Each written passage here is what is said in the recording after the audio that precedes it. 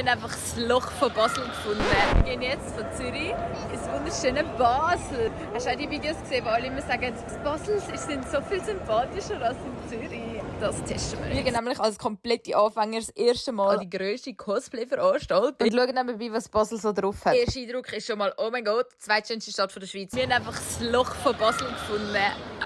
Zuerst gehen wir aber da an die Fantasy Basel. Das ist eines im Jahr eine riesige Zusammenkunft von Film, Anime, Cosplay-Fans. Und der coolste Stargast zeige ich euch am Schluss. Ich habe absolut nichts mit dieser Szene am Hut und ich bin recht lost. Wir sind einfach kurz auf dem Mond. Nein, ja, sorry, Star Wars ist auf dem Mars. Aber wenn ich eins gelernt habe, dass das nicht einfach irgendeine Verkleidungsparty ist, sondern dass die Leute wirklich so ihre Lieblingscharaktere schlüpfen und das verkörpern. Ich bin ein Delfin. Das war so spannend. Auch nur schon, dass da mega viel einfach gamed haben. Das Highlight war einfach, dass das ein Synchronsprecher vom SpongeBob gesagt hat, er hat das Gefühl, er muss am Anfang einen Käse reden. Und mein Fazit von der Basler. Jetzt bin ich eine Person reingerannt und sie hat mich richtig böse angemacht. Ich war eine Zürcherin, die in Basel ist.